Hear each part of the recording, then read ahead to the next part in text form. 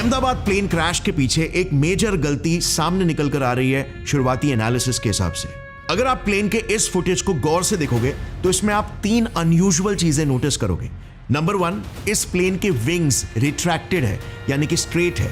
Number 2, इस plane के wheels यानी इसका लैंडिंग गियर अंदर ही नहीं गया है। और नंबर 3, इसका नोज अपवर्ड फेसिंग है जैसे कि टेक ऑफ करने की कोशिश कर रहा है। अब ये बेसिकली एक बहुत ही वियर्ड और कॉन्ट्रास्टिंग कॉन्फ़िगरेशन है, क्योंकि बेसिकली इस कॉन्फ़िगरेशन के हिसाब से प्लेन टेक ऑफ और लैंड दोनों एक साथ करने की कोशिश कर रहा है। देखो नॉर्मली ना, और ये आपने भी देखा होगा अगर कभी आपको विंग्स के बाजू वाली सीट मिली हो, कि जैसे ही प्लेन टेक ऑफ करता है उसके विंग्स ऐसे बाहर निकले हुए होते हैं। ये है प्लेन के विंग का स्लैट और इसे कहते हैं फ्लैप। ये दोनों टेक ऑफ के वक्त यूजुअली 10 से 15 डिग्री का टिल्ट बनाकर एक एंगल ऑफ अटैक क्रिएट करते हैं ताकि विंग्स एक कर्व्ड शेप बना सके और फ्लाइट को लिफ्ट मिले। प्लेन का टिप भी इसी दौरान ऊपर की ओर होता है और तुरंत व्हील्स भी अंदर चले जाते हैं। ये एक एरोडायनामिक स्ट्रक्चर क्रिएट करता है जिसकी वजह से ही लिफ्ट क्रिएट होता है और प्लेन सक्सेसफुली टेक ऑफ कर पाती है। और फिर एक बार जब एरोप्लेन सही ऑल्टीट्यूड तक पहुंच जाए, सिर्फ इसी के ही बाद इसके विंग्स के ये पार्ट्स रिट्रैक्ट यानी कि अंदर खींच लिए जाते हैं। बट अनफॉर्चुनेटली जैसे हमने क्लिप में देखा, टेक ऑफ के वक्त यही विंग्स बाहर ही नहीं निकले, यानी कि कॉन्फ़िगरेशन बिल्कुल 0 डिग्री पर था और इवन प्लेन के व्हील्स यानी कि लैंडिंग गियर अंदर नहीं गए।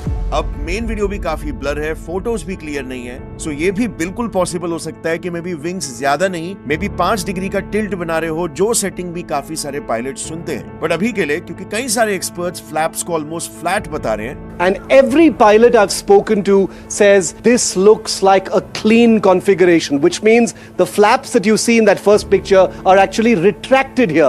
हम इस केस को पहले कंसिडर करते हैं हमारे एनालिसिस में। अब ऐसे केसेस में ना, भले ही अगर दोनों भी इंजन्स पूरी तरीके से काम भी क्यों नहीं कर रहे हो, जो कि एक अच्छा चांस है कर रहे हो सकते हैं और मैं आगे बताऊंगा क्यों, बट फिर भी लिफ्ट ग्रेटली रिड्यूस हो जाता है क्योंकि सिंपल फिजिक्स, ड्रैग फोर्स यानी कि रेजिस्टेंस फोर्स बढ़ जाएगा इस लेस एरोडायनामिक कॉन्फ़िगरेशन की वजह से।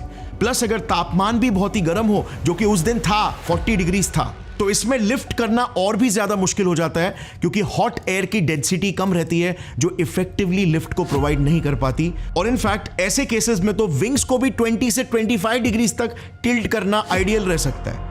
अब नो डाउट बोइंग 787 जैसे बड़े प्लेन्स के इंजन्स एक्सट्रीमली पावरफुल है, जो इवन अगर विंग्स ना भी खुले और लैंडिंग गियर्स बाहर भी निकले हो तो भी हैवी ड्रैग को इन थियरी कॉम्बैट कर सकते हैं।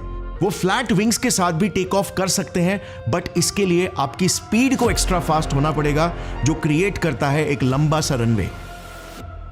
अब इस क्रेडिबल सोर्स के हिसाब से इस प्लेन ने एक फेयरली लंबे रनवे से ही टेक ऑफ किया था, अपना पूरा 3.5 किलोमीटर्स का रनवे कंप्लीट करके। मगर इसके बाद भी कोई 100% गारंटी नहीं है कि फ्लाइट सक्सेसफुली टेक ऑफ कर पाए, क्योंकि अगर किसी भी और फैक्टर की वजह से लिफ्ट थोड़ा सा भी कॉम्प्रोमाइज हो जाता है या ड्रैग बढ़ जाता है तो प्लेन का क्रैश हो जाना लाइकली था। और इसीलिए अब हमें दूसरे फैक्टर्स को भी कंसिडर करना पड़ेगा, जैसे एयरक्राफ्ट का वेट, इंजन का टोटल परफॉर्मेंस, कि कहीं इंजन आधा या पूरा कॉम्प्रोमाइज तो नहीं हो गया था। अगर 2 में से सिर्फ एक इंजन भी फेल हो जाता है इस टेक ऑफ के दौरान, जो कि पॉसिबल है, तो भी लिफ्ट और कम हो जाने की वजह से क्रैश होना लाइकली था। बर्ड हिट की वजह से भी इंजन कॉम्प्रोमाइज हो सकता है। सो अब आता है यहां पर सबसे मेन सवाल कि आखिर रूट कॉज क्या था? आखिर ये प्लेन ऐसे अननेचुरल से टेक ऑफ सेटअप में क्यों थी? क्या टेक्निकल इश्यूज इसके पीछे का कारण था, जैसे सिस्टम अनरिस्पॉन्सिव या जाम हो गया हो, या फिर पायलट की तरफ से कोई मिस्टेक? क्योंकि डेटा के हिसाब से पायलट एरर्स 65% एक्सीडेंट्स के कॉज रहे हैं।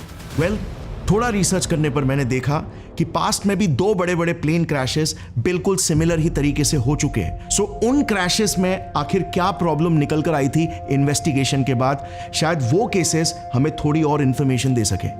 20 अगस्त 2008 मैड्रिड स्पेन के रनवे 36L से एक मैकडॉनल्ड डगलस की MD-82 एयरक्राफ्ट 172 लोगों के साथ उड़ान भरती है और टेक ऑफ के बस 10 से 15 सेकंड्स के अंदर ही बस 300 मीटर उड़े वो नीचे क्रैश कर जाती है और इस हादसे में 154 लोगों की अनफॉर्चुनेटली ऑन द स्पॉट मौत हो जाती है। सो यहां पर एग्जैक्टली क्या गलती हुई थी?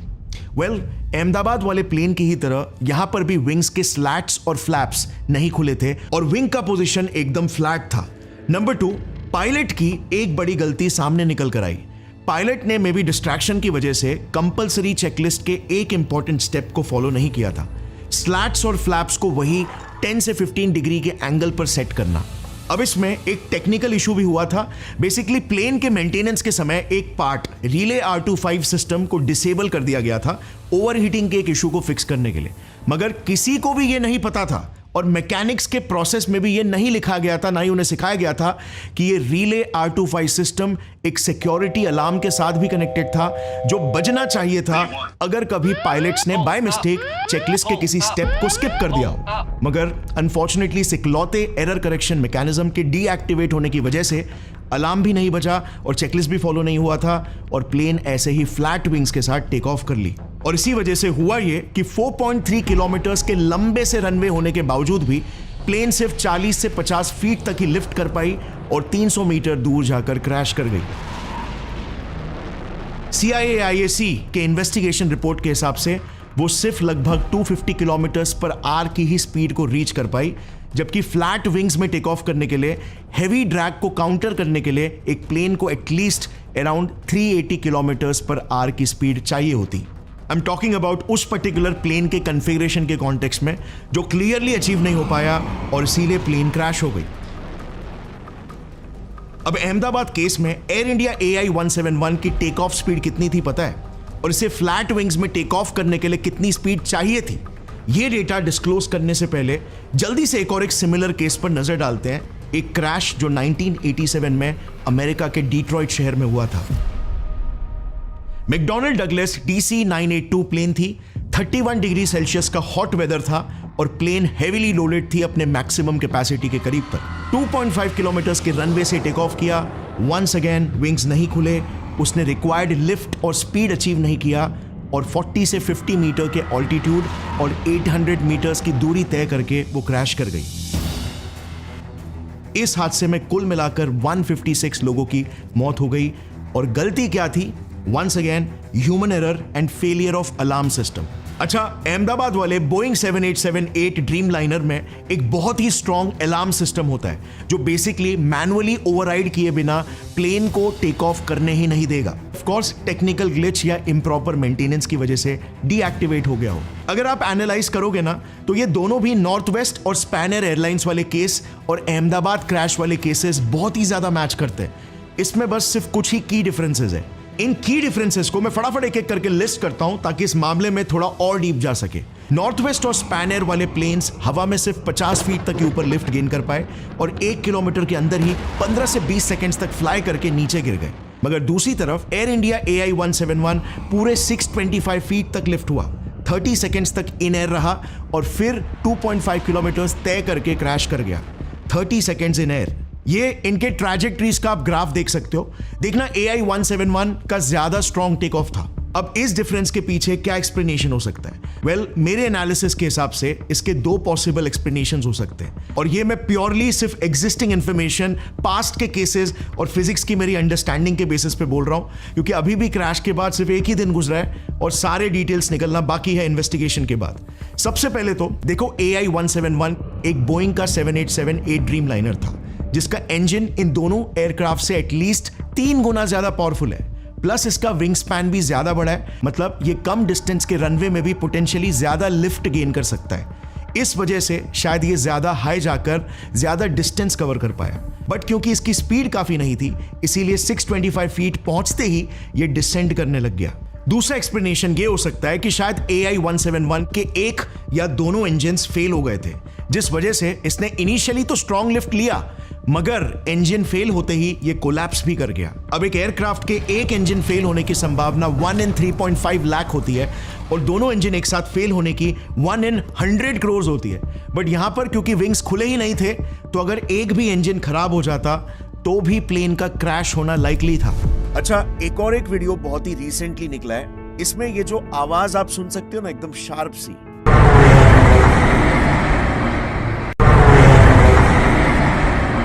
ये एक टर्बाइन यानी कि चक्के के घूमने जैसी आवाज है और इस नए वीडियो को जूम करने के बाद एक हल्का सा डॉट भी दिखाई दे रहा है। सो ये आवाज और डॉट बेसिकली रैट यानी रैम एयर टर्बाइन हो सकता है जो बाहर पॉप हो जाता है डबल इंजन फेलियर या इलेक्ट्रिसिटी या इवन हाइड्रोलिक फेलियर्स के भी केस में। डिफरेंस नंबर 2 है टेक ऑफ स्पीड।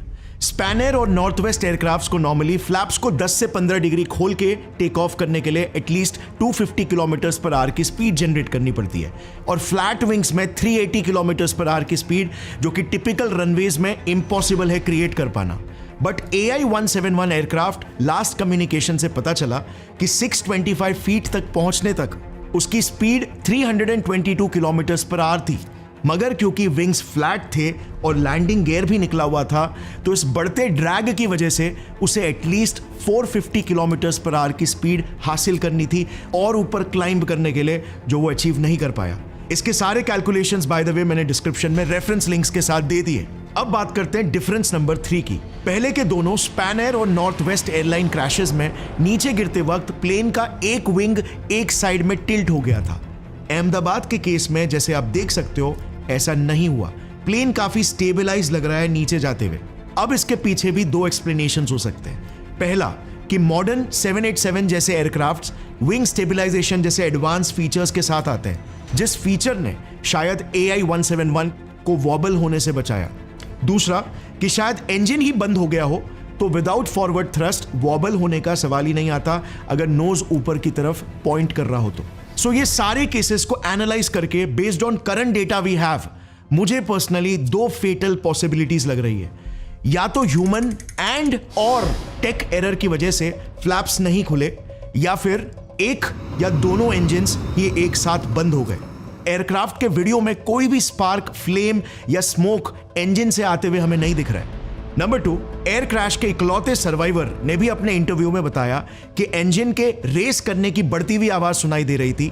बाद में वो पता नहीं वो प्लेन टेक ऑफ ज्यादा करने के लिए वो रेस तो बोलते हैं क्या रेस दिया होगा ऐसा कुछ। मे बी पायलट्स उस वक्त गिरते हुए ऑल्टीट्यूड को देखकर उन्होंने इंजन का फुल थ्रॉटल ऑन कर दिया हो, बट प्लेन फिर भी क्लाइंब नहीं कर पाई अनफॉर्चुनेटली, जैसे पिछले 2 क्रैशेस में हमने देखा। नंबर 3, दूर दूर तक जैसे आप वीडियो में देखोगे कोई बर्ड्स भी दिखाई नहीं दे रहे, तो बर्ड हिट की वजह से इंजन डैमेज होने के चांस भी रेयर लग रहे हैं। और फाइनली नंबर 4, इंजन कोलैप्स की भी प्रोबेबिलिटी बहुत ही कम है, और डबल कोलैप्स की तो 100 करोड़ में एक है। एंड नाउ आर्गुमेंट सपोर्टिंग कि इंजन का भी इशू हो सकता है। विटनेस ने जो तेज रोरिंग आवाज सुनी, बाद में वो पता नहीं वो प्लेन टेक ऑफ ज्यादा करने के लिए वो रेस तो बोलते हैं क्या रेस दिया होगा ऐसा कुछ, और सीधा स्पीड में ही घुस गया। और कुछ रिपोर्ट्स में तो एक लाउड नॉइज के बारे में भी बताया गया, और लाइट्स भी फ्लिकर हो रहे थे। इवन इस हाल ही में निकले वीडियो में ये आवाज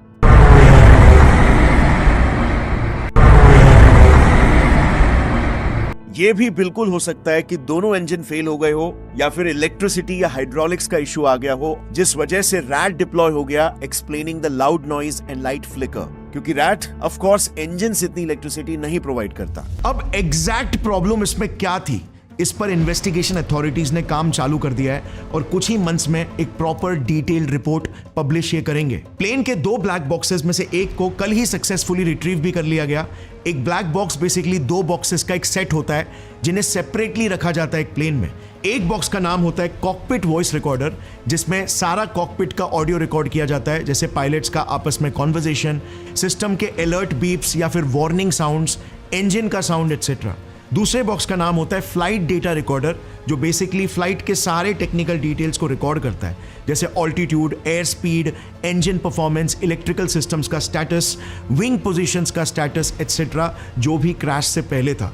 इससे हमें बहुत सारा क्रूशियल इंफॉर्मेशन मिल सकता है जो एग्जैक्टली बता पाए कि हुआ क्या था। इन्वेस्टिगेटर्स को अभी तक एक ही ब्लैक बॉक्स मिला है, फ्लाइट डेटा रिकॉर्डर, और दूसरे की खोज अभी भी जारी है। कितनी दुखद बात है कि बस एक पल भर में ही इतनी सारी जानें चली गई, कितनी सारी फैमिलीज बर्बाद हो गई, कितने सारे सपने उजड़ गए, और कितनी सारी तमन्नाएं मिट्टी में खाक हो गई। लेकिन ये सब का परिणाम आखिर क्या होगा? क्या रिपीटेड नेग्लिजेंस की वजह से इन एयरलाइन कंपनीज पर कोई एक्शन भी लिया जाएगा? वेल, आप सुनकर शॉक हो जाओगे, मगर लेटेस्ट एयरलाइन पॉलिसी भारतीय वायुयान अधिनियम 2024 के हिसाब से Directorate General of Civil Aviation DGCA, जो एयरलाइंस की रेगुलेटरी बॉडी है, एयरलाइन कंपनीज पर मैक्सिमम सिर्फ और सिर्फ 1 करोड़ का फाइन लगा सकती है पर वायलेशन, चाहे वो कितना भी सिवियर क्यों ना हो। 1 करोड़ बस। जिन कंपनीज का डेली रेवेन्यू इजीली 100 करोड़ पार जाता है, उन्हें बस सिर्फ 1 करोड़ का फाइन। ये इनके लिए चंप चेंज भी नहीं है। इतना तो ANI सिर्फ यूट्यूबर से वसूल रही है, और ये तो अपडेटेड फाइन्स हैं। हाँ, इसके पहले तो बाबा आदम के जमाने के 1934 एयरक्राफ्ट एक्ट के फाइन्स चल रहे थे जो सिर्फ 10 लाख रुपए पर वायलेशन थे। जस्ट फॉर कंपैरिजन दूसरी कंट्रीज जैसे यूएसए में फेडरल एविएशन एडमिनिस्ट्रेशन FAA के लिए कोई भी कैप नहीं होता, वो अकॉर्डिंग टू सिवियरिटीज फाइन मार सकती है। जैसे हाल ही में 2023 में उन्होंने साउथ वेस्ट एयरलाइंस पर ही $140 मिलियन यानी 1200 करोड़ की सिविल पेनल्टी फाइन मारी। और पता है रीजन क्या था? सिर्फ क्योंकि उन्होंने विंटर स्टॉर्म्स की वजह से 8000 फ्लाइट्स को कैंसिल कर दिए थे, जिस वजह से लोगों का भारी नुकसान हुआ था। FAA तो सीधा बोइंग जैसे मैन्युफैक्चरिंग कंपनीज को भी रेगुलेट करती है, जिसने हाल ही में बोइंग को भी $2.5 बिलियन यानी कि 21,500 करोड़ का फाइन मारा था 2018 और 2019 के 737 मैक्स प्लेन क्रैशेस के लिए, जिसमें 300+ लोगों की जानें चली गई थी। What is it you get paid to do exactly? I get paid to run the Boeing company. I mean, do you get paid for transparency? I think the board counts on me for transparency. Really? Because you're under investigation for falsifying 787 inspection records. Doesn't sound like a lot of transparency to me. मगर DGCA का Boeing जैसी manufacturing companies पर तो almost zero regulation है, और 240 लोगों की casualties के बाद एयर इंडिया को क्या पेनल्टी भरना पड़ रहा है? वेल, बस कुछ अराउंड 2.8 करोड़ पर person including Montreal convention offerings, जबकि इस प्लेन क्रैश से एयर इंडिया को कुछ 2400 करोड़ रुपीस का तो सिर्फ इंश्योरेंस मनी ही मिलने वाला है। मतलब जिन पैसेंजर्स का यूके जैसी कंट्री में आना जाना था, उनकी जान की कीमत बस ये 2-2.5 करोड़ ही है। अभी इन्वेस्टिगेशन में बाहर आएगा कि एग्जैक्टली किसकी गलती थी, बट एयर इंडिया काफी नोटोरियस रहा है इन द पास्ट सर्विस और सिक्योरिटी लैप्सेस के लिए भी। जस्ट रिसेंटली ही 2023 में एयर इंडिया के चीफ सेफ्टी ऑफिसर को सस्पेंड किया गया था फेक रिपोर्ट बनाने के लिए कि सारे DGCA mandatory accident prevention protocols को वो प्रॉपरली फॉलो कर रहे हैं। जस्ट इमेजिन ये कितना बड़ा क्राइम है। मगर इसकी पेनल्टी क्या थी? वेल, बस 1 महीने का सस्पेंशन और फिर वो ऑफिसर वापस से अपनी ड्यूटी पर आ गया। और एयर इंडिया की सर्विस पर तो कई सालों से सवाल उठाए जा रहे हैं, जैसे ये देखना, बिजनेस क्लास की छत से लिटरली पानी गिर रहा है, वायर्स लटके हुए, एंटरटेनमेंट स्क्रीन्स तो काम ही नहीं कर रहे, सीट्स तक टूटी पड़ी है। और बोइंग 787 ड्रीम लाइनर, जिसे बोइंग का PR सबसे सेफेस्ट एयरक्राफ्ट कहता है, इसका भी ट्रैक रिकॉर्ड काफी फिशी है। 4-5 बार तो इसकी डिलीवरी ही पुश हो गई थी, बार बार कुछ टेक्निकल मैल फंक्शंस की वजह से। बोइंग के ही क्वालिटी इंजीनियर सैम सेलेपोर ने बोइंग के इस मॉडल के पीछे कई सिक्योरिटी कॉम्प्रोमाइजेस को पब्लिकली एक्सपोज किया था। The company is taking manufacturing shortcuts on the 787 program, not properly closing thousands of gaps in its assembly of the fuselage on major joints. पहले 2 विसल ब्लोअर्स जोशुआ डीन और John Barnett तो mysteriously expose करने के बाद मर चुके हैं, but Sam को भी एक इनडायरेक्ट धमकी मिली थी उसके ही बॉस से, जब उन्होंने इंटरनल मीटिंग्स में ये मुद्दा उठाया था। और बॉस ने कहा, I would have killed someone who said something like you in a meeting. ये बिल्कुल क्लियर है कि इतने PR के बाद भी पिछले 5 सालों में बोइंग के प्लेन्स ने कई सारे क्रैशेस दिए। मे बी सभी में डिजाइन फॉल्ट्स नहीं थे, मगर कॉम्प्लिकेटेड और almost human error prone operational processes बनाना भी अपने आप में ही सेफ्टी को कॉम्प्रोमाइज करना है, जो ये कंपनीज इजीली कर लेती है अपने टारगेट्स को मीट करने की घाई में। Workers here in Charleston are assembling the company's flagship product, the 787 Dreamliner. But this footage reveals some have little faith in the plane they build. Did you fly in one? No. You won't fly in one. Did you fly in one of these planes? No, not really. I wouldn't fly one of these planes because I see the quality going down around here. Of 15 workers asked randomly, 10 said they would not fly on the Dreamliner. They're not even allowing quality control to do their job. How does that make you feel as a flyer? Oh, yeah, I'm not flying on a 787. So it's high time now, हमें India में strong regulations लाना होगा, वरना देश के लोग ये अच्छे से समझ जाएंगे कि इस देश में एक इंसान की जान की कोई कीमत नहीं। Thanks for watching. Heartfelt condolences to the victims and their families. Jai Hind.